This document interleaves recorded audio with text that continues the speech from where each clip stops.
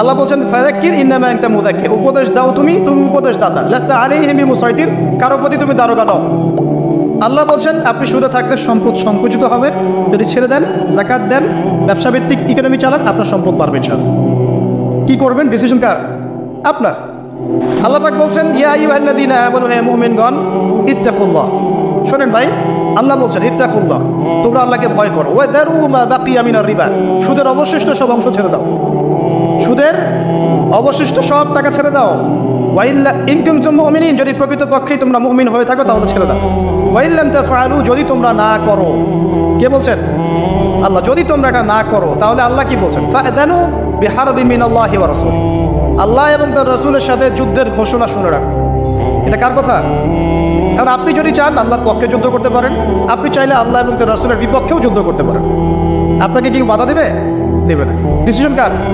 Decision আপনার। নবী সাল্লাল্লাহু আলাইহি ওয়াসাল্লাম আরো বলেছেন যে, আপনারা জানেন হাদিসটা, নতুন কোন হাদিস বলছে না, আপনারা জানেন, প্রত্যেক আলেম জানেন, প্রত্যেক মাযহাবের ইমাম জানেন। কি সেটা? যে সুদের পাপের 70 বা 73টা শাখা আছে। কয়টা?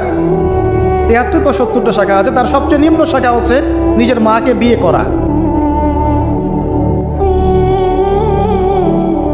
দেখলেন আমাদের অন্তরে কি কথাটা আঘাত করলো? আপনি কি আপনার মায়ের সাথে, নাউযুবিল্লাহ, আপনি কি আপনার মাকে বিয়ে করতে পারবেন? এটা কি কোনো ব্যক্তির পক্ষে সম্ভব? কিন্তু নবী সাল্লাল্লাহু আলাইহি ওয়াসাল্লাম বলছেন 73 শাখার সবচেয়ে নিম্ন শাখা হচ্ছে সেই ব্যক্তি যেন তার মাকে বিয়ে করলো। আর সর্বোচ্চ শাখা কি? ওই যে আল্লাহ এবং তার রাসূলের সাথে কি করা? যুদ্ধ করা। আরেকটা হাদিস আছে, নবী সাল্লাল্লাহু আলাইহি ওয়াসাল্লাম বলেছেন 4 শ্রেণীর মানুষ আছে, এদেরকে আমি সমানভাবে অভিশাপ দিলাম। কয় শ্রেণী? 4 শ্রেণী। জাস্ট শুনে রাখেন হাদিসগুলা। আমি জানি এই বিশ্বে আপনি এই হাদিসগুলোর উপর ইমপ্লিমেন্টেশনে যেতে পারবেন না, এটা আমি বুঝি, কিন্তু আকীদা ঠিক থাকতে কি কোনো সমস্যা আছে? একটা মানুষ পাপ করে, জেনে করে যে হ্যাঁ আমি জানি এই কাজটা খারাপ, ঠিক আছে? আরেকটা মানুষ মনে করে না এটা করলেও হয়, না করলেও হয়, কোনো সমস্যা নাই। আরেকটা মানুষ মনে করে যে না আমি একটা ডাহা পাপ করছি, এটা থেকে বেঁচে থাকা আমার উচিত ছিল কিন্তু আমি পাচ্ছি না। আরেকজন পাপ করছে যে আমি মানি না এসব বিধান টিধান, যা ভালো মনে হবে দুনিয়ার জন্য করব। এরা কি সবাই সমান? একজন মানুষ যে জানে যে এটা খারাপ কাজ কিন্তু বাধ্য হয়ে সে করতে হচ্ছে, সে ব্যক্তি তো ওর চেয়ে কিছুটা হলে উত্তম নাকি যে ব্যক্তি দেধারসে পাপ করছে? আচ্ছা, ওই যে এক ছেলে বলেছিল আমাদেরকে মেসেজ করে যে আমি একটা মেয়েকে খুব ভালোবাসি হুজুর, তাকে বিয়ে করতে চাই, এখন ওই মেয়ের বাসার লোকজন রাজি হচ্ছেন। এর মধ্যে কি চেতনাটা কি? সে প্রেম করছে ঠিকই, হারাম অ্যাফেয়ার্সে আছে ঠিকই, কিন্তু সে তাকে বিয়ে করতে চায়, ওটা হালাল করতে চায়। আর এক ছেলে মেসেজ করছে, সে বলছে যে আমি এরকম জেনায় লিপ্ত ছিলাম, এখন আমি কি করব? আমি কি ওগুলো ছেড়ে দিয়ে ফিরে আসব, নাকি আমি ওই মেয়ের সাথেই জেনা অব্যাহত রাখবো? এই দুই ব্যক্তি কি সমান? সমান না। এটাই বোঝাচ্ছি আপনাদেরকে। দেখুন 4 শ্রেণীর মানুষের কথা নবীজি বলেছেন। এক শ্রেণী হচ্ছে সেই ব্যক্তি যে নিজে সুদ খায়। কারা কারা খাই? এবার হাত উঠান, কারা কারা খান? আলহামদুলিল্লাহ। দ্বিতীয় শ্রেণী যারা খায় না কিন্তু মানুষকে দেয়। এবার দেন কারা কারা? আচ্ছা। 3 নাম্বার, খায়ও না দেয়ও না, খায়ও না দেয়ও না, সাক্ষী থাকে। সাক্ষী আছেন কারা কারা? সাক্ষী অনেক জনে আছে। আচ্ছা, মাশাআল্লাহ, লা ইলাহা ইল্লাল্লাহ। 4 নাম্বার, খায়ও না দেয়ও না, সাক্ষীও থাকে না, লিখে রাখে। এবার লেখেন কারা কারা? এইবার তো মুশকিল। এখানে তো অনেক বিসিএস ক্যাডার আছেন মনে হয়, এবং অনেক এমন এমন সেকশনে জব করছেন যেখানে লিখতে হচ্ছে নাকি। এই 4 শ্রেণীর মানুষকে নবী সাল্লাল্লাহু আলাইহি ওয়াসাল্লাম কি করেছেন ভাই? আমি শোনাই আপনাকে খালি। আল্লাহ নবী বলেছেন যে আমি 4 শ্রেণীর মানুষকে সমানভাবে অভিশাপ দিয়ে গেলাম, এতটুকু বলেছেন।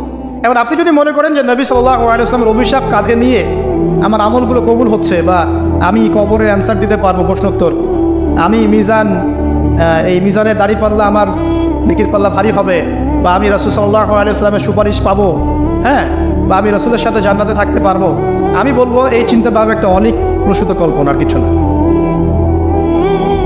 এখন তওবা করেন আমার সাথে, বলেন আজকে থেকে কোনো রকমের সুদি কারবারে থাকবো না। তওবা করেন, বলে আস্তাগফিরুল্লাহ আল্লাযী লা ইলাহা ইল্লা হুয়াল হাইয়ুল কাইয়্যুম ওয়া আতুবু ইলাইহি। তওবা করলেন তো? ভ্যান চালাই খাবেন, রিক্সা চালাই খাবেন, কৃষিকাজ করে খাবেন, ব্যবসা করে খাবেন, ছোট্ট একটা মুদির দোকান করে খাবেন, যদি কিচ্ছু করতে না পারেন রাস্তায় মুচিগিরি করে হলে খাবেন, সেলুনে বারবার হয়ে খাবেন, তারপরে সুদের দিকে যাবেন ইনশাআল্লাহ। পারবেন? আপনার রিজিক কি আপনার হাতে না আল্লাহর হাতে? না, আমাদের রিজিক তো আমাদের হাতে। যে ব্যক্তি মনে করে রিজিক আল্লাহর হাতে, সে কি কখনো ঘুষ দিতে পারে? সে অন্যের সম্পদ আত্মসাৎ করতে পারে? সে অন্যের জমি সিজ করতে পারে? সে দুর্নীতি করতে পারে? সে সুদ খাইতে পারে? কেন খায়? কারণ সে মনে করে রিজিকের মালিক সে নিজেই। এগুলো করলে তার সম্পদ বাড়বে, না করলে সম্পদ বাড়বে না। এই কারণেই তো সে কাজগুলো করে। আর আমি খুব ভালোই বুঝি, অ্যাটলিস্ট আমি খুব ভালোই বুঝি যে এই কাজগুলো ব্যক্তিরা কেন করে। উত্তর শুনবেন? উত্তর হচ্ছে পরিবারের জন্য। কার জন্যে? পরিবারের জন্য। মা, বৃদ্ধ মা আছে দেখতে হবে, দুই বাবা আছে দেখতে হবে, স্ত্রী আছে। আর স্ত্রী মাশাআল্লাহ একজন ফ্যামিনিস্ট, তার চাহিদা পূরণ করতে তার হিমশিম খেতে হয়। হ্যাঁ, একটা শাড়ি নেবে 20,000, ঠিক আছে? স্ত্রীর চাহিদা অনেক, গহনাগাটি অনেক চাহিদা। আর না দিলে তো আবার সমস্যা, বাসায় গেলে তো মানসিক টর্চার ছেলে রেখে দেবে। এখনকার বেশিরভাগ পুরুষই কিন্তু নির্যাতনের শিকার। এখনকার বেশিরভাগ পুরুষ কিন্তু নির্যাতনের শিকার। ম্যাক্সিমাম বাসায় গিয়ে দেখবেন টর্চার, এক একটা রিমান্ডের সেলের মতো, বুঝছেন? এবং এটা 7 দিন 5 দিন 7 দিনের রিমান্ড না, এটা লাইফ টাইম রিমান্ড। এটা পুরো জীবন ধরে রিমান্ড চলবে। তো এই যে সমস্যা, কার কার জন্য করি? পরিবার, সন্তান, পিতা মাতা, আত্মীয় স্বজন, এগুলোর জন্য। কিন্তু একটা কথা শোনেন আমার, আমরা যখন মারা যাব না, আমরা মারা গেলে পরে 40 দিন তারা আমাদেরকে মনে রাখবে কিনা সন্দেহ আছে। বিশ্বাস করছেন না? এই যে আমাদের অনেক আত্মীয় স্বজন মারা গেছে না, বছরে একটা বারো কি কবরস্থানে কেউ গিয়েছে? বা হয়তো যায়, মৃত্যুবার্ষিকী ওই দিন যায়, তাই না? দেখেন আমরা কিন্তু আস্তে আস্তে ভুলে গিয়েছি তাদেরকে, আমরা ব্যস্ত হয়ে গেছি। ঠিক একইভাবে তারাও আমাদেরকে ভুলে যাবে। এই জন্যে আমি বারবার আপনাদেরকে মনে করে একটা কথা, আমার জীবন থেকে উপলব্ধি করি একটা কথা, যে একমাত্র আল্লাহ ছাড়া এই পৃথিবীতে এবং পরকালে আমাদের আপন বলে কেউ নাই। বাকি সবাই সবার স্বার্থের জন্য আছে। মানুষ মানুষের অবস্থানকেই মূল্যায়ন করে, মানুষের অবস্থানকেই মূল্যায়ন করে। আল্লাহ রাব্বুল আলামিন আপনার ভিতরটাকে ভালোবাসেন। দেখেন, আপনি যখন নামাজ পড়েন নাই, আল্লাহ পাক কিন্তু আপনাকে ধ্বংস করে দেন নাই। আল্লাহ পরম করুণাময় আপনাকে হেদায়েত দিয়ে নামাজি বানিয়ে দিয়েছেন। জীবন অনেক পাপ করেছেন, ইনস্ট্যান্ট আল্লাহ পাক শাস্তি দিতে পারতেন, আল্লাহ পাক দেন নাই। আল্লাহ আপনাকে ভালোবাসেন, আল্লাহ আমাকে ভালোবাসেন। আল্লাহ পাকের এই ভালোবাসার ঋণটা শোধ করার জন্য হলেও নামাজি হয়ে যান, আল্লাহর পথে ফিরে আসেন, দিনের জন্য কিছু করেন, দিনের ফিকির করেন, পড়াশোনা করেন। প্রিয় ভাইয়েরা, আল্লাহ পাক তৌফিক দান করুন। দেখুন, এই রিবা থেকে দূরে থাকার জন্য একটা হাদিস যথেষ্ট।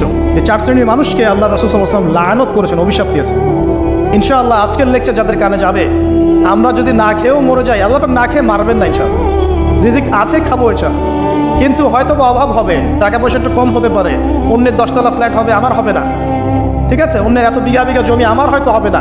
কিন্তু ইনশাআল্লাহ তাআলা এই যে দুনিয়ার মুসাফিরের জীবনটা, এটা মুসাফিরের জীবন না? মুসাফিরের জীবনটা কেটেই যাবে ইনশাআল্লাহ। কাটবে না? যে কোনোভাবে কেটে তো যাবেই ইনশাআল্লাহ। এই যে পরকালের জীবনটা একটা চেতনার শক্তি, জানেন? দুনিয়াতে যত বাধা বিপত্তি আসুক, গাল মন্দ খান, গীবত তহমত খান, কষ্ট হোক, নির্যাতন হোক, একটা বিষয় মনের মধ্যে শান্তি দেয়। কি শান্তি? যে এই দুনিয়ার জীবনটা তো আর চিরস্থায়ী নয়, এটা তো আর সারা জীবন থাকবে না। ইনশাআল্লাহ এই অবস্থা আস্তে আস্তে পরিবর্তন হয়ে যাবে। ফাইন্না মা'আল উসরি ইউসরা, পরকালে ইনশাআল্লাহ পাবো। দুনিয়াতে না পেলে কি হয়েছে, পরকালে পাবো ইনশাআল্লাহ। যুবক ভাই, এসব জেনা ছেড়ে দেন, আল্লাহ রাব্বুল আলামিন আপনার জন্য হুর রেখেছেন জান্নাত, ইনশাআল্লাহ পাবেন ইনশাআল্লাহ। এটা ছেড়ে দেন, সুদ ছেড়ে দেন, আল্লাহ পাক আপনার জন্য হাউজে কাউসার রাখছে ইনশাআল্লাহ, ঠিক আছে? অন্যায় পাপ ছেড়ে দেন, আল্লাহ রাব্বুল আলামিন আপনার জন্য জান্নাত রেডি করে রাখছে ইনশাআল্লাহ। এই দুনিয়ার জীবনটা ধোঁকা, একটা ছোট্ট জীবন, পুরা ধোঁকা, কিচ্ছু নাই এর মধ্যে। আমার কথা শোনেন, এই দুনিয়ার জীবনে কিছুই নাই। চারপাশে অনেক কিছু মনে হবে, আপনার বাড়ি আছে, গাড়ি আছে, স্ট্যাটাস আছে, টাকা পয়সা, প্রতিপত্তি সব আছে। আদতে আপনি একা, আদতে আপনাকে একাই কবরে যাওয়া লাগবে, একাই আল্লাহর সাথে হিসেব নিকাশ দিতে হবে। কেউ নাই সাথে, আমাদের সাথে কেউ নাই। কিন্তু আপনি মনে করছেন যে সেলিব্রিটিজম বড়, আমি পলিটিক্যাল নেতা হয়েছি, আমাকে সবাই চেনে, আমি ইকোনমিক সেক্টরে লিড দেই, রাষ্ট্রকে লিড দেই, আমি ধর্মতাত্ত্বিক ক্ষেত্রে লিড দেই, আমাকে দেখলে মানুষ বাহবা দেয়, ইত্যাদি ইত্যাদি। দিন শেষে আমি একা, আপনিও একাই, আমাকেও একাই যেতে হবে, আপনাকেও একাই যেতে হবে। এগুলো সব চারপাশের খালি অন্ধ মোহ, আর কিছু না। তো এই মোহের মধ্যে ঢুকে পড়বেন, আল্লাহ পাক তৌফিক দান করুন। নবী সাল্লাল্লাহু আলাইহি ওয়াসাল্লাম বারবার বলতেন, আল্লাহুম্মা ইন্নী আউযু বিকা মিন ফিতনাতিদ দুনিয়া, বলতেন না? হে আল্লাহ, আমি এই দুনিয়ার ফিতনা থেকে তোমার কাছে আশ্রয় প্রার্থনা করছি। ওয়া ইন্নী আউযু বিকা মিন ফিতনাতিন নিসা, আমি মহিলাদের ফিতনা থেকেও আশ্রয় প্রার্থনা করছি। আরো দোয়া করতেন, আল্লাহুম্মা ইন্নী আউযু বিকা মিন আযাবিল কবর, হে আল্লাহ, আমি কবরের আযাব থেকে আশ্রয় প্রার্থনা করছি। ওয়া আযাবি জাহান্নাম, জাহান্নামের আযাব থেকে আশ্রয় প্রার্থনা করছি। ওয়া মিন ফিতনাতিল মাহইয়া ওয়াল মামাত, জীবন মৃত্যুর ফিতনা থেকে আশ্রয় প্রার্থনা করছি। ওয়া মিন শাররি ফিতনাতিল মাসীহিদ দাজ্জাল, এবং দাজ্জালের ফিতনা থেকে আশ্রয় প্রার্থনা করছি। দাজ্জালে পরে আসবো ইনশাআল্লাহ। দাজ্জাল নিয়ে আলোচনা করলে আবার কিছু মানুষ খারাজির ট্যাগ লাগাই দিতে পারে, ওই জন্য এদিকে আমি এখন যাচ্ছি। হ্যাঁ, সামনে আসি। তো রিবার বিষয়টা বলছিলাম। আইয়ামে জাহিলিয়াতে যে সেই রিবা এখনকার বিশ্বে আছে কি নাই বলেন? ওই সময় না হয় মক্কায় ছিল, এখন কি সারা বিশ্বব্যাপী নাই? বিশ্বের কোনো কান্ট্রি রিবা মুক্ত না, বিশ্বের কোনো দেশ রিবা থেকে মুক্ত থাকতে পারবে না এই বিশ্ব পরিচালনা যারা করছে ওদের আন্ডারে থাকলে। কখন হবে বিশ্ব রিবা মুক্ত? একদিন বিশ্ব রিবা মুক্ত হবে ইনশাআল্লাহ। একদিন না একদিন এই বিশ্বটা সুদ মুক্ত হবে ইনশাআল্লাহ তাআলা। তখন জালেম পার পাবে না, মাজলুমের রক্ত শ্রম বৃথা যাবে না ইনশাআল্লাহ। কবে, কত বছর পর আমি জানি না, কিন্তু এতটুকু জানি যে মালহামার পরে যখন আল মাহদি আসবেন এবং তারপর যখন মাসীহুদ দাজ্জাল বের হবে এবং ঈসা ইবনে মারইয়ামকে আল্লাহ পাক নামিয়ে দিবেন, তার হাতে যখন দাজ্জাল নিহত হবে এবং জেরুজালেম থেকে যখন পুরো বিশ্ব শাসন করা হবে মুসলিমদের হাতে, তখন রিবা বলে কিচ্ছু থাকবে না পৃথিবীতে। তার আগ পর্যন্ত এই অবস্থা সলভ হবে কিনা আমরা জানি না, হতেও পারে না হতে। তবে ওই সময় যে হবে নিশ্চিত ইনশাআল্লাহ। আসুন, আইয়ামে জাহিলিয়াতের আরেকটা বড় পাপ ছিল, যে এক ভাই বলেছেন, সেটা হচ্ছে নারীর অবমাননা। কে বলেছে কথাটা? সামনে একজন।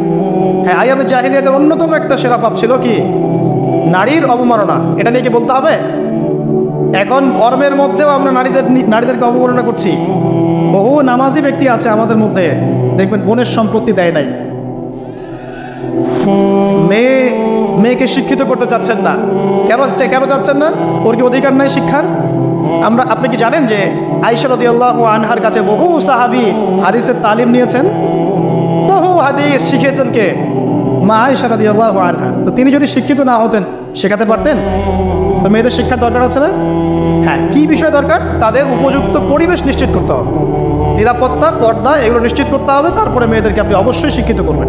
ঘরের কোণে বসে রাখতে কে বলেছে? আপনি নিরাপদ পরিবেশ দেন, পর্দা দেন, তারা মাদ্রাসা যাবে, পড়াশোনা করবে। ঠিক আছে? আল্লাহ পাক আমাদের মা বোনদেরকে শিক্ষিত করার তৌফিক দান করুন, আমিন। ভালো ভালো কোয়ালিটি সম্পন্ন মহিলা মাদ্রাসা করে তোলেন। আর মেয়েরা যদি শিক্ষিত না হয়, তাহলে আমাদের বাড়ির বউরা শিক্ষিত হবে। আর বউ শিক্ষিত না হলে আপনি একা শিক্ষিত হয়ে লাভ নাই। তখন ওই যে বললাম টর্চার সেল, ওই টর্চার সেলের কথা বুঝতে পারছেন না? আগে বিয়ে শাদী করেন, বুঝবেন ইনশাআল্লাহ। আর যারা করেছেন তারা অলরেডি হাসছে, যে মিসমিট করে দেন।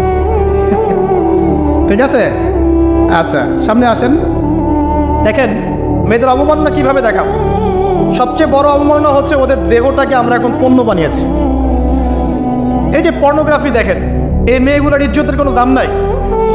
মানে তাদের দেহটাকে একটা ব্যবসার সামগ্রী বানানো হয়েছে। এবং আমি একটা লেকচার দিয়েছিলাম ঢাকায়, নীল দর্পণ, দেখবেন অনলাইনে আছে। ওখানে আমি স্ট্যাটিস্টিক দেখিয়েছি যে সারা বিশ্বে এই যে আমেরিকায় শুধুমাত্র $12 বিলিয়ন ব্যবসা করে পর্ন দিয়ে। এটা একটা ব্যবসা, একটা ইন্ডাস্ট্রি। যেমন ফিল্ম ইন্ডাস্ট্রি আছে, তারপরে গানের ইন্ডাস্ট্রি আছে না, এরকম একটা ইন্ডাস্ট্রি হচ্ছে এই পর্ন ইন্ডাস্ট্রি। এখানে সবাই অ্যাক্টর, এরা হচ্ছে অভিনেতা, অভিনেত্রী। এখানে যা দেখানো হয় এগুলো কিন্তু রিয়েল না, বাস্তব না, সব ফেক। বুঝতে পারছেন না কথা? এগুলো অভিনয়, এগুলো ফেক। এবং এটা একটা ইন্ডাস্ট্রি, এর মধ্য দিয়ে মেয়েদের দেহটাকে পণ্য বানিয়ে সারা বিশ্বের ব্যবসা করছে।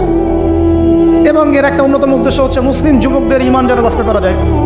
কারণ মুসলিম যুবকদের ইমান চলে গেলে তারা নিশ্চিন্ত যে ওদের পথে আর কেউ বাধা নাই। কারণ ওদের এই জুলুমের পথে বাধা যদি কেউ দিতে পারে, তাহলে কারা দিবে? মুসলিমরা। আর মুসলিমদের মধ্যে সবচেয়ে সৌর্য বীর্য কাদের মধ্যে থাকে? যুবকদের মধ্যে। যুবকদের ইমান যদি চলে যায়, তাহলে এদের আর কোনো সমস্যা নাই। তো এই বিষয়টা খেয়াল করবেন যে এটা একটা ইন্ডাস্ট্রি। সো এখানে আমরা মেয়েদের দেহটাকে আমরা কি বানিয়েছি? পণ্য বানিয়ে দিয়েছি। আর এখন তো চলছে কাপড় খোলা সংস্কৃতি। প্রত্যেকটা সেক্টরে আপনি গিয়ে দেখবেন মেয়েদের ইজ্জত, সম্মান, আব্রুটাকে উন্মুক্ত করে এটাকে দিয়ে আমরা বিজনেস করছি। এটা একটা বিজনেস। এখানে সমাধান কি? সমাধান আয়েশা রাদিয়াল্লাহু আনহা। সমাধানকে সমাধান ফাতিমা রাদিয়াল্লাহু আনহা। সমাধান খাদিজা রাদিয়াল্লাহু আনহা। আমাদের মা, আমাদের বোন, আমাদের স্ত্রীদেরকে তাদের মতো করে মানুষ করতে হবে, গড়ে তুলতে হবে ইনশাআল্লাহ। দেখবেন নারীর সত্যিকারের সম্মান নিশ্চিত হবে ইনশাআল্লাহ। ইসলাম কি কখনো বলেছে যে মেয়েরা কাজ করতে পারবে না, পড়াশোনা করতে পারবে না ইত্যাদি? এই নাস্তিকরা তো ঠুনকো যুক্তি দিয়ে আক্রমণ করে। কে বলেছে? সমস্যা এমন ইসলামিক স্টেট আছে যেখানে একটা স্টুডিও মনে করেন, স্টুডিও, ছবি তোলা হয়, কথা কথা, সেখানে সব কর্মী মহিলা, কোনো পুরুষ নাই। একটা মাদ্রাসা, সমস্ত কর্মী মহিলা, কোনো পুরুষ নাই। একটা স্কুল, সবাই মহিলা, কোনো পুরুষ নাই। ওখানে মেয়েরাই পড়ে, মেয়েরাই শেখায়। জায়েজ না জায়েজ বলেন? একটা নিরাপদ পরিবেশে যদি মেয়েরাই মেয়েদের দায়িত্ব নিয়ে পড়াশোনা করায়, ব্যবসা করে, অন্য কিছু করে, জায়েজ না জায়েজ? তাহলে পরিবেশ নিশ্চিত করাটা হতে চ্যালেঞ্জ। ইসলাম বলছে না যে আপনি তাকে একদম মানে অজ্ঞ করে রেখে ঘরের কোণে ফেলায় রেখে দেন, তাকে আপনি পড়াশোনাও শেখাবেন না, সম্পত্তির অধিকারও দিবেন না, কিছুই না। এইগুলো ইসলাম কখনো বলেনি। বলেছে আরে বোকা মানুষ, রাসূলুল্লাহ সাল্লাল্লাহু আলাইহি ওয়াসাল্লামের সময় তো মহিলা সাহাবীরা উহুদের যুদ্ধও করেছে। কি শুনলেন? রাসূল সাল্লাল্লাহু আলাইহি ওয়াসাল্লামের সময় মহিলা সাহাবী উহুদের যুদ্ধও করেছে। উহুদের যুদ্ধের নাম শুনেছেন? ওখানে মহিলা সাহাবীও ছিল, তীরন্দাজ। তাহলে মহিলাটা কি করে না এই নবীর যুগে? আর খাদিজা রাদিয়াল্লাহু আনহা যত বড় ব্যবসায়ী ছিলেন, এখন এত বড় ব্যবসায়ী পাবেন? কোনো মেয়ে আছে এত বড় ব্যবসায়ী? উসমান রাদিয়াল্লাহু আনহু যত বড় বিজনেসম্যান ছিলেন, এখন এত বড় বিজনেসম্যান আছে? তো কি ছিল না সেই স্বর্ণযুগে? ওই স্বর্ণযুগের সুন্নতি আমাদেরকে আমল করতে হবে। আল্লাহ পাক তৌফিক ইনায়াত করুন, আমিন। প্রিয় মা ও বোনেরা, পর্দা ছাড়বেন না।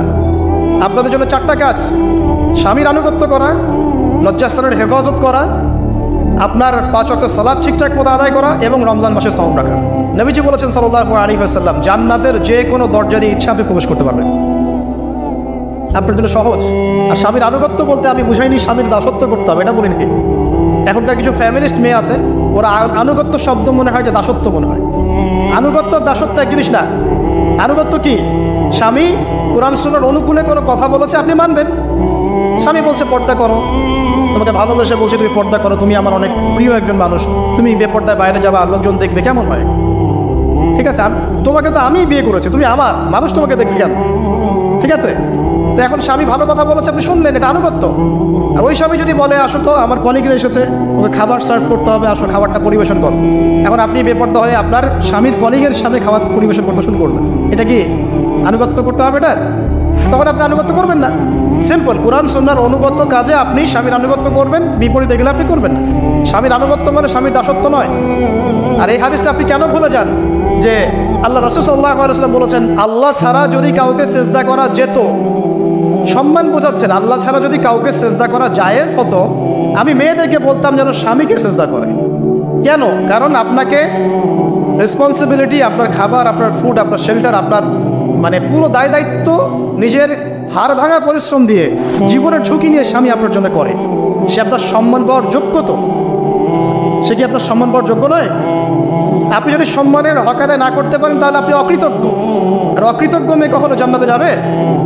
একটা হাদিসে আছে, বেশিরভাগ মেয়ে জাহান্নামে যাওয়ার অন্যতম কারণ হচ্ছে তারা স্বামীর সাথে কুফরি করে। কি করে? মানে সারা জীবন স্বামী ভালোবেসে যায়, ভরণ পোষণ দিয়ে যায়, সব চাহিদা পূরণ করে যায়, একদিন দেখবেন কথা কাটাকাটি হয়েছে, ওই দিন বলে বসবে যে তোমার কাছে আমি কিচ্ছু পাই নাই সারা। এই যে কুফরি, এই কারণে তারা জাহান্নামে যেতে পারে বেশি। আল্লাহ হেফাজত করুন। আমি আরেকটা কারণ হচ্ছে যে বেপর্দা। আপনাকে 4টা মূলনীতি ফলো করতে হবে। 1, এমন কোনো পোশাক পরবেন না যে পোশাকটা আটো সাটো, যেটা পরলে আপনার গায়ের কাঠামো বোঝা যায়। এটা বোরকা হলেও পরা যাবে না। আমি কি বোঝাতে পারছি? ডিজিটাল বোরকা দেখেন নাই? দেখছেন? মাশাআল্লাহ। আর কারা কারা দেখছেন? এদিকে চোখ বেশি যায় না? আচ্ছা, এমনি দেখা যায়, চোখ দিতে হয় না, এমনি দেখা যায়। ডিজিটাল বোরকা চলবে না, ডিজিটাল বোরকা চলবে না। আমার মত, এটা আমি মত দিচ্ছি, আমি আল্লাহর রাস্তায় সময় দিয়েছি অনেকদিন, এবং এখানে যে পর্দাটা শেখানো হয় এরকম পর্দা আমি অন্য কোথাও দেখি। এত চমৎকার পর্দা শেখানো হয়। কারা কারা সময় লাগিয়েছে? 3 দিন 7 দিন সময় দিয়েছেন কারা কারা? বেশিরভাগই দেন নাই। সমস্যা নাই, দিতে হবে। আমি বাধ্যতামূলক বলিনি আপনাকে, বলেছি এখানে পর্দা শেখানো হয়, চমৎকার পর্দা শেখানো হয়, যে এখানে চোখটা পর্যন্ত তাদের ঢেকে রাখার তালিম দেওয়া হয়। যাই হোক, যেখানেই শেখেন, অ্যাটলিস্ট পর্দাটা শিখলেই হলো। এমন পোশাক হবে না যেই পোশাকটা আটো সাটো, যেটা পরে আপনার গায়ের কাঠামো বোঝা যায়। 2 নম্বর, এমন পোশাক পরা যাবে না যেই পোশাকটা পরলে বাইর থেকে ভিতরের অঙ্গ দেখা যায়। দেখেছেন? দেখেন নাই? আচ্ছা, আপনারা তো সব দেখেন দেখি। তারপরে 3 নম্বর, এমন পোশাক পরা যাবে না যেটা অমুসলিমদের সাথে সাদৃশ্য আছে। কথা বুঝতে পারছেন?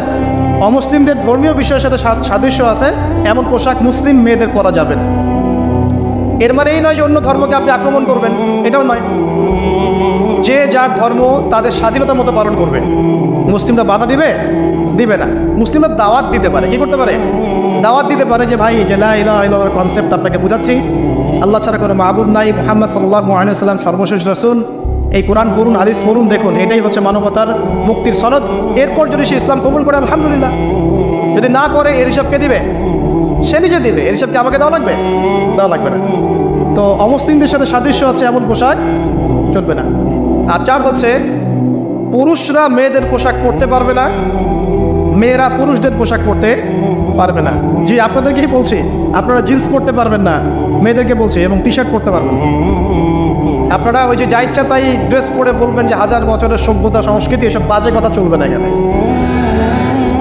এটা 1000 বছরে কোনোদিনও আমাদের দাদা নানিরা এগুলা কখনো পরে নাই। পড়ছে? আপনার দাদি কখনো এরকম পরছিল শাড়ি? তো যে বললো 1000 বছর থেকে পরে আসতেছে নাকি? সুবহানাল্লাহ। তো এখানে বিষয়টা হচ্ছে পুরুষ মেয়ের পোশাক পরতে পারবে না, মেয়ে পুরুষের পোশাক পরতে পারবে না। আমি খুব সংক্ষিপ্ত করে আপনাকে কোরআন সুন্নাহ থেকে 4টা মূলনীতি বলে দিলাম। এই 4টা মূলনীতি কোরআনেও আছে, হাদিসেও আছে। আসেন, এই যে নারীর অবমাননা, এই বিষয়টা আইয়ামে জাহিলিয়াতে যেমন ছিল, এখন দেখবেন আরো বড় পরিসরে এসেছে। আসলে এই যে ফ্যাশন শো, দেহের প্রদর্শনী, বিভিন্ন ফিল্মস দেখবেন, ফিল্ম ইন্ডাস্ট্রিজে দেখবেন, মিউজিকে দেখবেন, ফোনে দেখবেন, মেয়েদের দেহটাকে নিয়ে ব্যবসা করা হচ্ছে। আগে তো না হয় কন্যা সন্তান হলে জীবন্ত পুঁতে ফেলতো নাকি? এখন যদি গর্ভের বাচ্চা মেয়ে জানে, অনেকে আগেই মেরে ফেলে। বোঝেন নাই মনে হয়? অনেকে যদি জানে যে গর্ভে মেয়ে সন্তান আছে, আগেই মেরে ফেলায়। এমন অনেক দেশ আছে, আমি নাম বলছি না দেশের সম্মত কারণে, যে সেই দেশে এরকম মেয়ে সন্তানকে এই যে হালাস করে ফেলার, নষ্ট করে ফেলার, ভ্রূণ নষ্ট করার আলাদা ক্লিনিক আছে, আলাদা হসপিটাল আছে। বলে নাউজুবিল্লাহ। তো আসলে ওই 1450 বছর আগের মানুষটা বেশি বর্বর ছিল না আমরা বেশি বর্বর? এই অধিকারের কথা বলে বলে আমরা মেয়েদের দেহটাকে নিয়ে এখন মস্করা করছি, তামাশা করছি। সবচেয়ে সেরা অধিকার কোথায় পাবে? কোরআনে পাবে, হাদিসে পাবে, ইসলামে পাবে। তার পর্দা নিশ্চিত হবে, দেহ সেফ থাকবে, তার ইজ্জত নিশ্চিত হবে, ইজ্জত সেফ থাকবে, তার সম্মান সেফ থাকবে, তাকে রাজরানীর মতো স্বামী বাসায় রাখবে, কারণ সে হচ্ছে তার কাছে সবচেয়ে মূল্যবান প্রিয় বস্তু। শুধু তাই নয়, সম্পত্তির অধিকার তাকে দিতে হবে। একজন মেয়ে তার ভাইয়ের সম্পত্তি পাবে, তার বাবার সম্পত্তি পাবে, তার স্বামীর সম্পত্তি পাবে, সব দিক থেকে সে সম্পত্তি পাবে। আর একজন ছেলে কিন্তু সব দিক থেকে সম্পত্তি পাবে না। এই বিষয়গুলো যখন এক শ্রেণীর মানুষ বোঝে না, তখন ইসলামের বিরুদ্ধে অহেতুক প্রোপাগান্ডা চালানো শুরু করে। সবচেয়ে সেরা সম্মান রক্ষার উদাহরণ দেওয়া হয়েছে ইসলামে, কোরআনে এবং হাদিসে। এই কথাটা আপনাদের মা বোনদেরকে বুঝাবেন, তবে নম্রতার সাথে বুঝাবেন, কারণ উচ্চবাচ্য করলে তারা কথা শুনবে না। আল্লাহ রাসূল সাল্লাল্লাহু আলাইহি ওয়াসাল্লাম বলেছেন, কিছুটা বাঁকা হাত দিয়ে তাদেরকে তৈরি করা হয়েছে। যদি আপনি শক্ত করে চাপ দিতে চান তাহলে ভেঙে যাবে, আর যদি আপনি ওই অবস্থায় ছেড়ে দেন তাহলে বাঁকাই থেকে যাবে। এখানে আপনাকে হিকমা অবলম্বন করতে হবে। আল্লাহ পাক তৌফিক দান করুন। একটা বিষয় বলছিলাম, ওই যে শিরকের পাপ এখন গ্লোবালাইজেশন হয়েছে না, ওই সুদের পাপ এখন গ্লোবালাইজেশন হয়েছে না।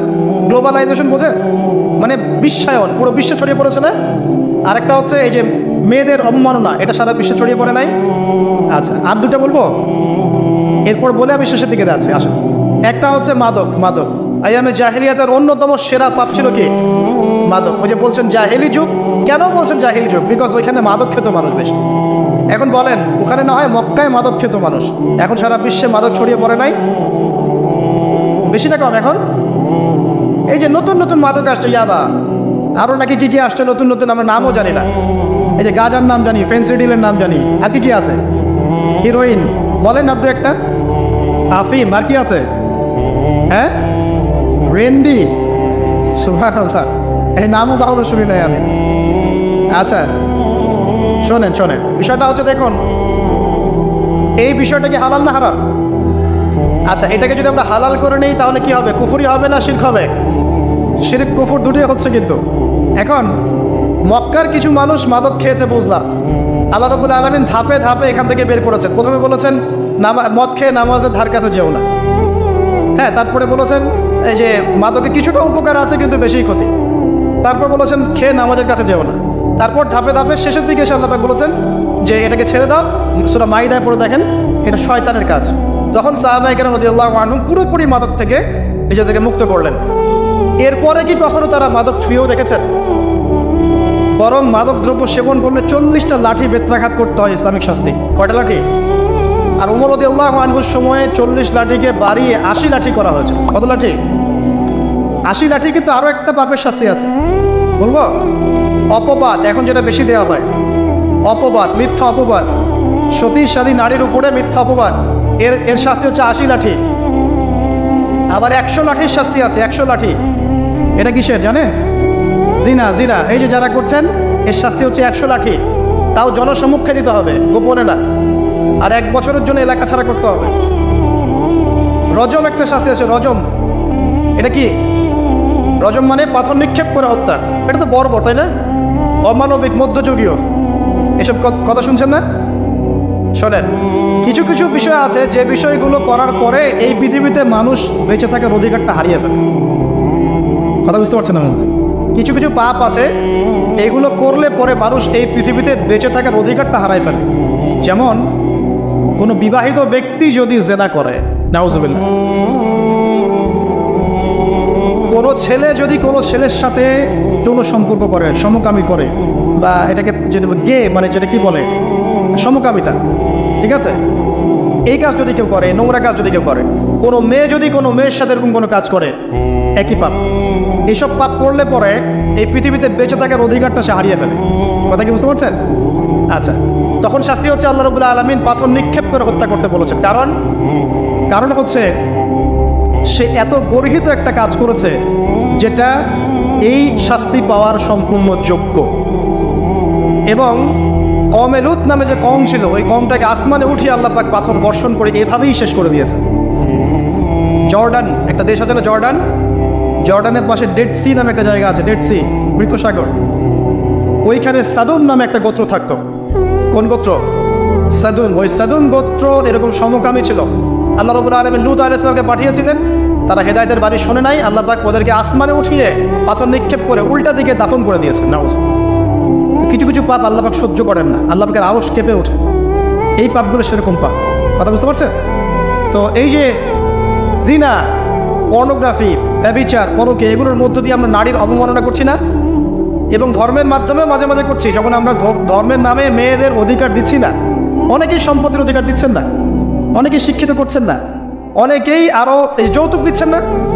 যৌতুক দিচ্ছেন না অনেকেই, যে বিয়ের সময় যৌতুক নেয়, এটা তো মেয়ের উপর, মেয়ের পিতার উপর টর্চার করা, সম্পূর্ণ হারাম, সম্পূর্ণ হারাম। তারপরে দেখবেন, রিপোর্টগুলো পড়ে দেখবেন যে এই বছর 2000 কত, এটা 22, এই 22-এই গভর্নমেন্ট রিপোর্ট অনুযায়ী নিবন্ধিত প্রায় 1339টা ধর্ষণের মামলা হয়েছে। তো এটা এখন অ্যাভেলেবল, যে কোনো সব জায়গায় ধর্ষণ হচ্ছে, অ্যাভেলেবল। মানুষ এটাকে স্বাভাবিক মনে করছে, নর্মাল নর্মাল ধর্ষণ হতেই পারে, মানুষ এখন এমন মনে করছে। প্রত্যেক দিন পেপার খুলবেন, দেখবেন রেপের খবর, প্রত্যেক দিন খবর শুনবেন ধর্ষণের খবর। আর সব খবর তো আসে না, আসে হয়তো 10%, 20%, 30%, বেশিরভাগই আসে না। এলাকায় মোড়ে মোড়ে দেখবেন, গ্রামে গঞ্জে শহরে বন্দরে খালি ইফটিজিং, ইফটিজিং দেখবেন, খালি ইফটিজিং। মেয়েদেরকে যৌন হয়রানি করা হচ্ছে, বাসে, অটোতে, টেম্পুতে, সব জায়গায়। বাসের মধ্যে মেয়েকে রেপ করে ফেলা হচ্ছে। একটা বাচ্চা মেয়ে যে বোঝেও না যে সেক্সুয়াল বিষয়গুলো কি জিনিস, ওকেও রেপ করা হচ্ছে। এই যে মহামারী, আপনি তো বুঝতে পারছেন না যে আমরা কোন সমাজে আছি। এই সমাজে আপনার মেয়ে তো সেফ না, আমার মেয়ে তো সেফ না। আমার মেয়ে, আপনার মেয়ের ভবিষ্যৎ কি হবে, এর ভবিষ্যতের নিশ্চয়তা কে দিবে? আপনার মেয়ের ইজ্জতের ভবিষ্যতের নিশ্চয়তা কে দিবে? এই নিশ্চয়তা দেওয়ার মতো মানুষ কোথায়, নেতা কোথায়? কারো ঘরের স্ত্রী, কারো ঘরের বোন, কারো ঘরের মেয়ে এখন সেফ না। যে কোনো দিন, যে কোনো জায়গায়, যে কোনো দুর্ঘটনা হতে পারে।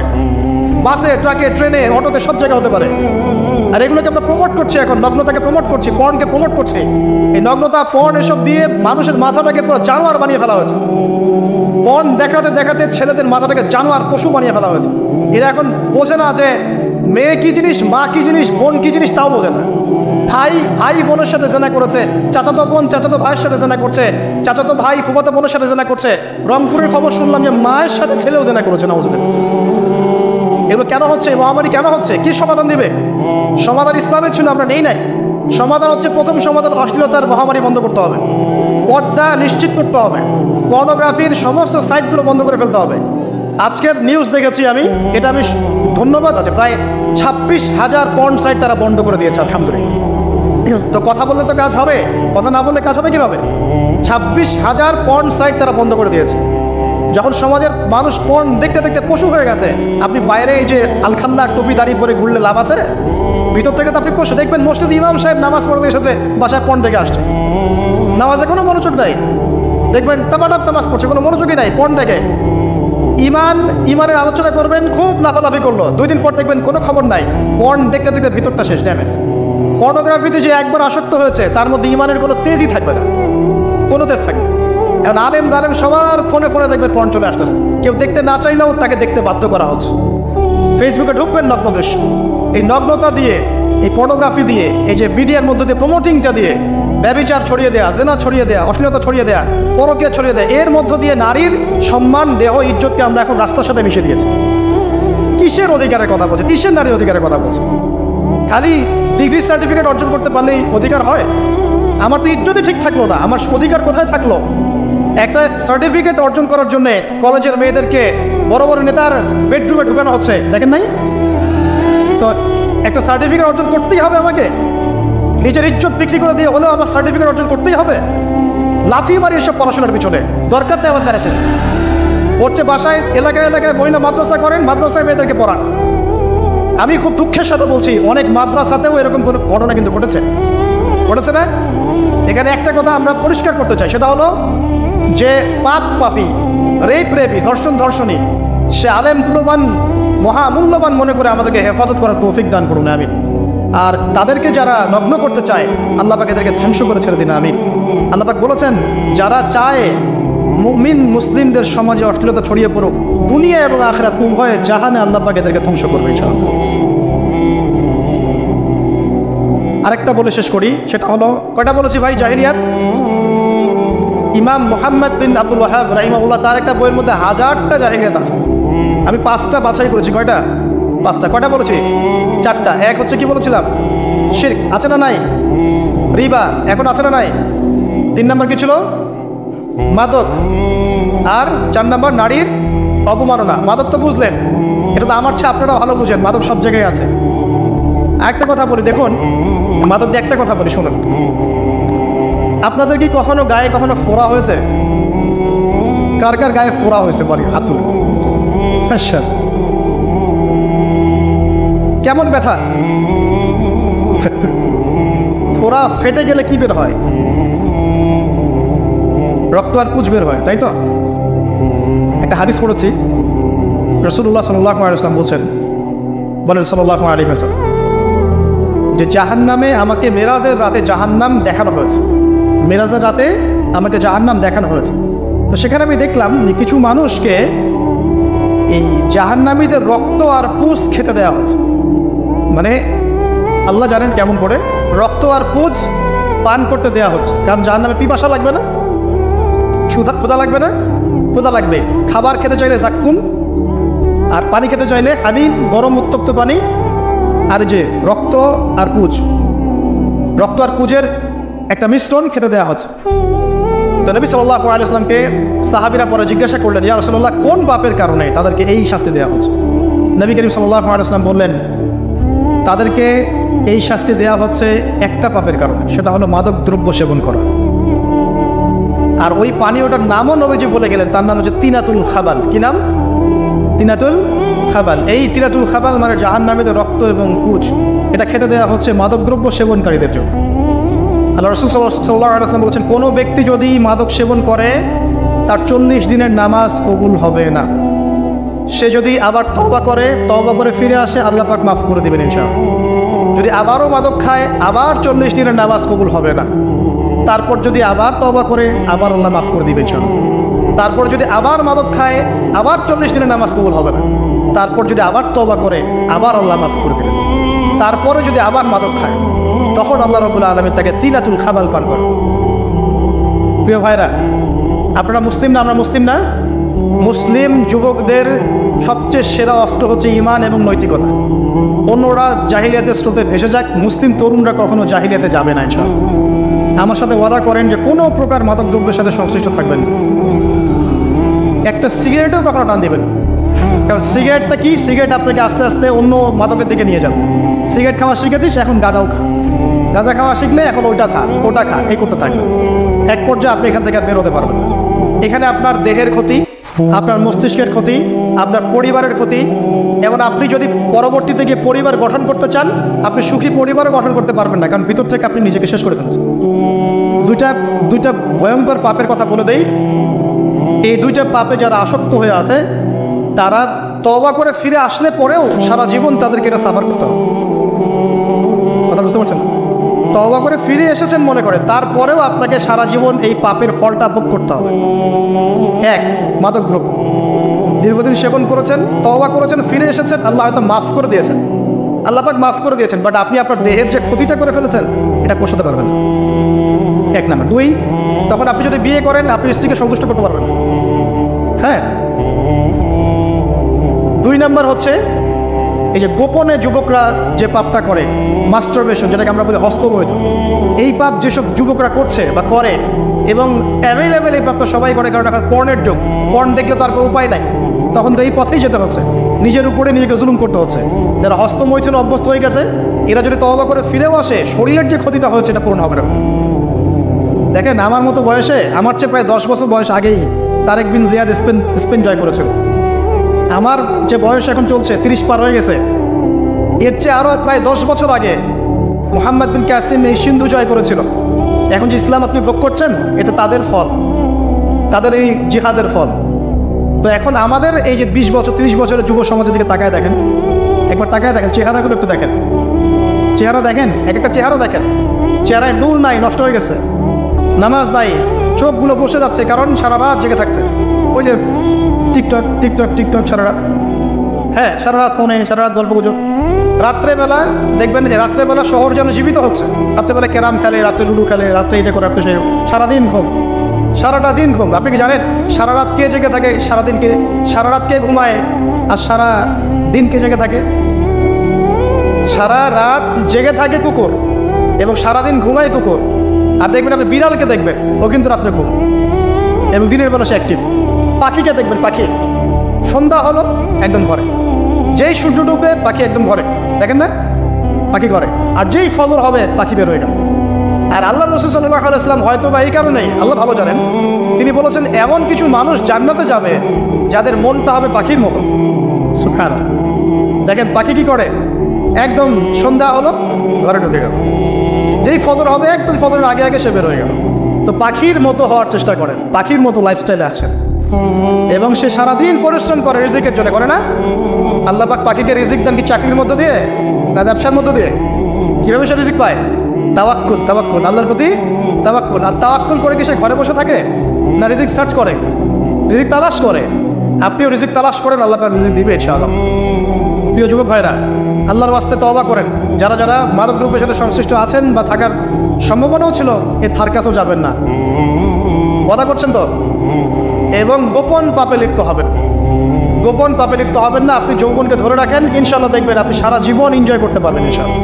কিন্তু যদি এখন নিজেকে শেষ করে ফেলেন, এখন নিজেকে শেষ করে ফেললে আপনি বিয়ে করলে পরেও দেখবেন আপনি পস্তাচ্ছেন। ওই যে কলিকাতা হারবালে যেতে হবে না, মডার্ন হারবালে দৌড় দিতে হবে। আর এসব হারবাল টারবাল খেয়ে লাভ হয় না। কারণ কি? কারণ আল্লাহ প্রদত্ত যে নেয়ামত সেটা আপনি নষ্ট করে ফেলেছেন, এখন এইটার আপনি ক্ষতিপূরণ দিতে পারবেন না।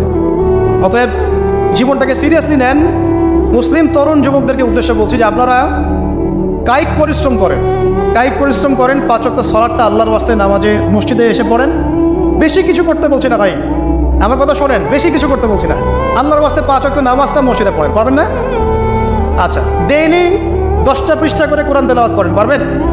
আল্লাহ তৌফিক দান করুন। ডেইলি 2-4 টাকা করে সদকা করেন, পারবেন? আচ্ছা, প্রত্যেক দিন কিছু দাওয়াতি কাজ করেন, আমর বিল মারুফ, সৎ কাজের আদেশ করবেন, নাহি আনিল মুনকার, অসৎ কাজে নিষেধ করবেন, পারা যাবে ইনশাআল্লাহ।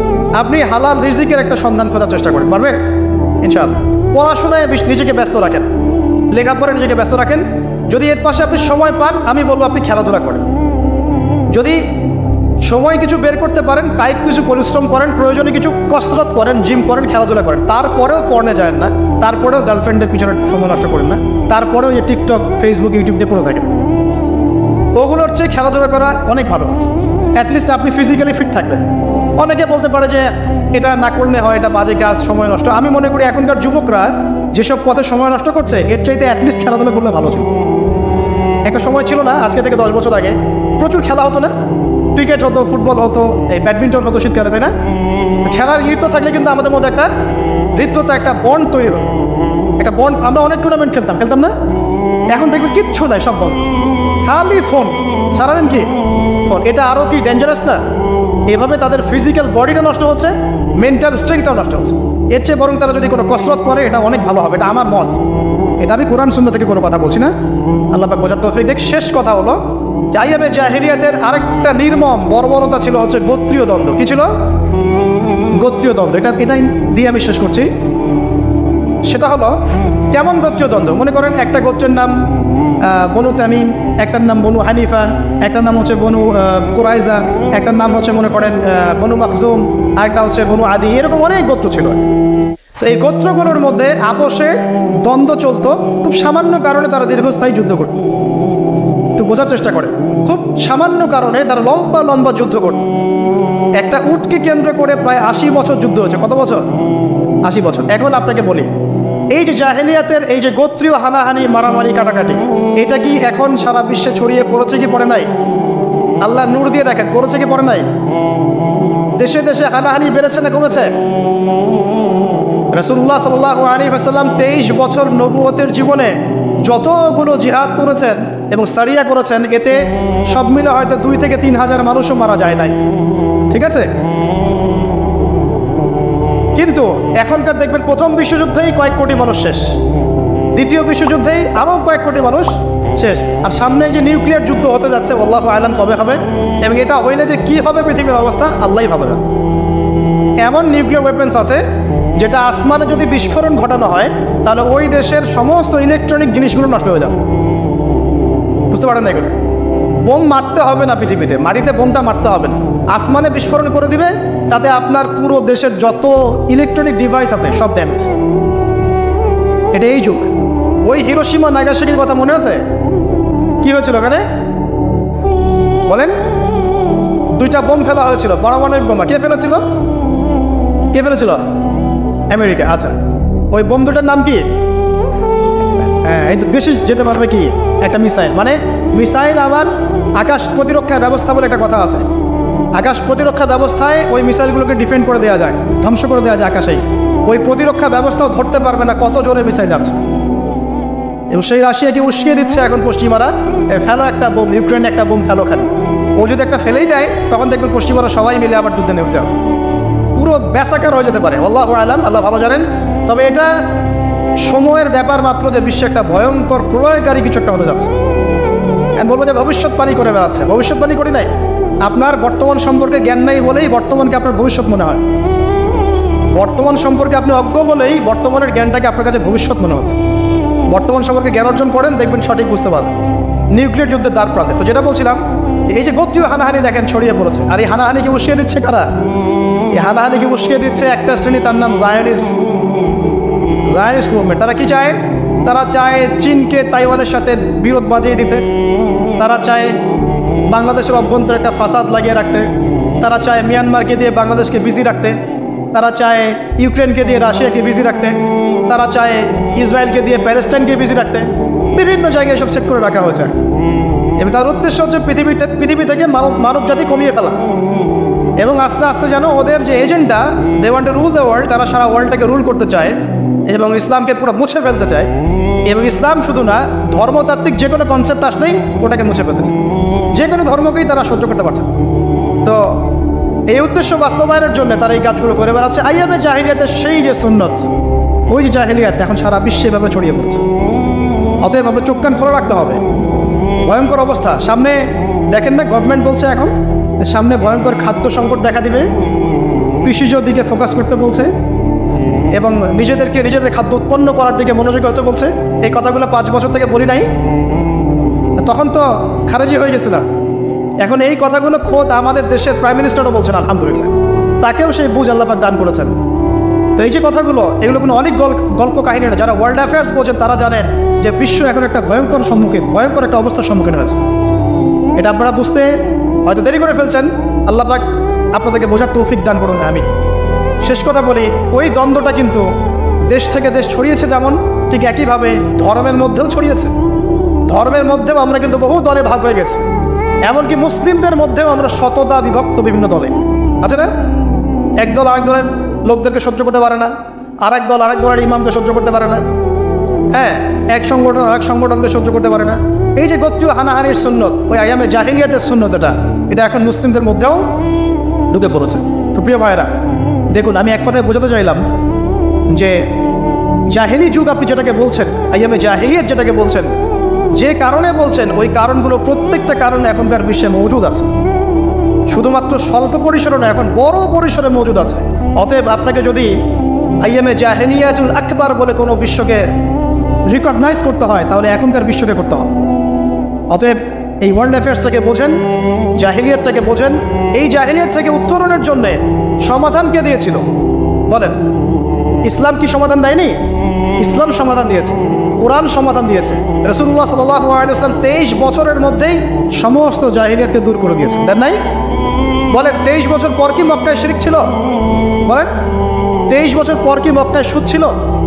23 বছর পর কি মক্কায় জেনা, এই যে আপনার ব্যভিচার, এই যে আপনার মাদক, এই যে গোত্রীয় হানাহানি, নারীর অবমাননা, এগুলো ছিল? তাহলে একজন মহামানব, তিনি 23 বছরের মধ্যেই পুরো সমাজটাকে সংস্কার করে ফেললেন, ফেললেন না? সেই রাসূল সাল্লাল্লাহু আলাইহি ওয়াসাল্লামের সুন্নত কি মরে গেছে? সেই আল্লাহ কি মরে গেছেন? নাউজুবিল্লাহ। সেই আল্লাহ পাকের নাজিলকৃত কোরআন এবং হাদিস কি মরে গেছে? তাহলে সেই আল্লাহ যদি জীবিত থাকেন, সেই রাসূলের আদর্শ যদি জীবিত থাকে, এবং সেই কোরআন যদি এখনও মুসলিমদের হাতে থাকে, তাহলে এখনকার বিশ্বের জাহিলিয়াত আমরা ফেস করতে পারবো না? পারবো না ইনশাল্লাহ? পারবেন ইনশাল্লাহ? কি করবেন তাহলে? মোটা থেকে কয়েকটা কথা বলে শেষ করে দিই।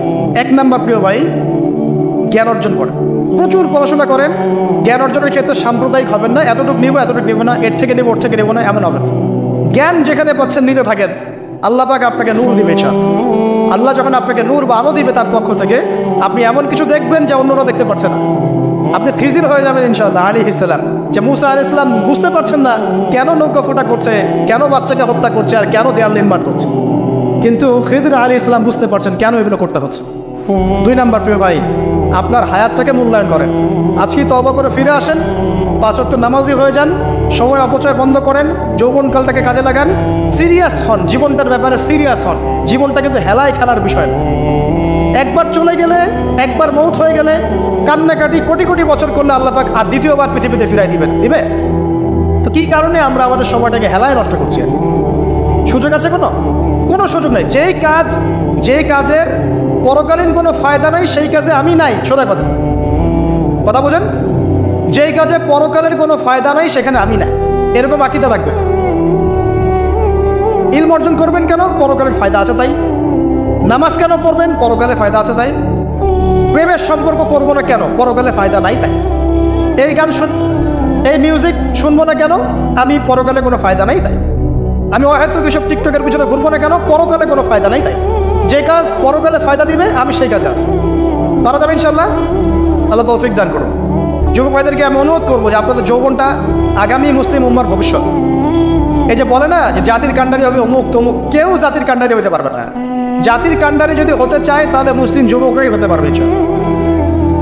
যারা সারাদিন মাদকদ্রব্য সেবন করে, এরা জাতিকে কিচ্ছু দিতে পারবে না। যারা সারাদিন হকি স্টিক নিয়ে ঘুরছে আর নির্মমভাবে মানুষকে মারছে, এরা জীবনেও জাতিকে কিচ্ছু দিতে পারবে না। ফাসাদ সৃষ্টি করা ছাড়া কিচ্ছু করতে পারবে না। দেশকে, জাতিকে এবং উম্মাকে যদি এগিয়ে নিতে হয়, শুধু মুসলিম যুবকরাই পারবে ইনশাআল্লাহ। এবং কারা পারবে? যারা অন্য ধর্মের মানুষ কিন্তু মনটা স্বচ্ছ, সৎ, তারাও পারবে। যাদের মনে সততা আছে, অন্য ধর্মের হলেও তারা পারবে ইনশাআল্লাহ। যার মনে সততা নাই, সে পারবে না। করাপ্টেড, দুর্নীতিপূর্ণ মন নিয়ে কখনো দেশের খেদমত, জাতির খেদমত করা যায় না। বাংলাদেশের সবচেয়ে বড় সমস্যা দুর্নীতি। বাংলাদেশের 1 নম্বর সমস্যা দুর্নীতি। দুর্নীতি যদি না থাকতো, আর সমস্ত কালো টাকা যদি সাদা করা যেত, বাংলাদেশের মানুষকে আজকে না খেয়ে মরতে হতো। সামনের দিনগুলো কঠিন হবে, ভয়াবহ হবে, এটা সবাই বুঝতে পারছে, হয়তো শুধু আপনারা পারছেন না। আল্লাহ পাক আপনাদেরকে বোঝার তৌফিক দান করুন, আমিন। সামনে যান, নিজের জীবনকে কাজে লাগান, যৌবনকে কাজে লাগান, একটা হালাল রিজিক সার্চ করেন। অল্প রিজিকে সন্তুষ্ট হয়ে যান, উচ্চাভিলাষী হবেন না। উচ্চাভিলাষী হওয়ার দরকার নেই, যতটুকু আসছেন আলহামদুলিল্লাহ, এটুকুর মধ্যেই সন্তুষ্ট থাকেন, পারবেন ইনশাআল্লাহ। সামনে যাবেন, আদর্শ পরিবার গড়বেন, পরিবারের মধ্যে ইসলাম থাকবে। পরিবারের পিতা হবে ইব্রাহিম, পরিবার সন্তান হবে ইসমাইল, পরিবারের স্ত্রী হবে হাজরা অথবা দিনদার ছেলে নাই, বিয়ে নাই, দিনদার মেয়ে নাই, বিয়ে নাই। ওই যেটা আপনি মনে করছেন রূপ সৌন্দর্য হাবিজাবি কিচ্ছু থাকবে না ভাই, কিচ্ছু থাকবে না। 1 বছর 2 বছর পরে সব শেষ। দিনদার স্ত্রী পাবেন, চোখ বন্ধ করে বিয়ে করে ফেলবেন। আর দিনদার স্বামী পাবেন, বিয়ে করে ফেলবেন। আমার স্বামী কত বড় ব্যাংকের চাকরি করে, কত বড় ডিগ্রি, কত বড় সার্টিফিকেট, এটা পরের ইস্যু। আগের ইস্যু হচ্ছে আমার স্বামী নামাজ পড়ে কিনা, এই লোক আমার স্বামী হতে যাচ্ছে, এর দাড়ি আছে কিনা, ইসলাম পালন করে কিনা, ইসলামের প্রতি ভালো ধারণা আছে কিনা, সে আমাকে পর্দায় রাখবে কিনা, এগুলো বড় জিনিস। পরিবার গড়ব ইসলামিক ভিত্তিতে, ইসলাম নাই, পরিবার নাই। এমনকি পরিবার গড়ার পরেও যদি দেখেন যে পরিবারের সদস্যদেরকে বোঝাতে বোঝাতে আপনি ক্লান্ত হয়ে যাচ্ছেন, পরিবারের সদস্যদেরকে দিন বোঝাতে আপনি ক্লান্ত, কিছুতেই দিন বুঝতে চায় না, আপনি আসহাবুল কাহাফ হয়ে যান, তাও ভালো। বুঝেন নাই? আপনি নিজের চটকা তেল দেন, ওটা বাদ দেন, ওর কবরের হিসাব ওর উপর ছেড়ে দেন, আপনি ইব্রাহিম হয়ে যান, আপনি আসহাবুল কাহাফ হয়ে যান, তাও ভালো। ইসলাম নিয়ে কোনো কম্প্রোমাইজ নাই। পরিবারের সদস্যরাও যদি আল্লাহর পথে চলার ক্ষেত্রে প্রতিবন্ধকতা সৃষ্টি করে, বাদ দিয়ে দেন, দরকার নেই।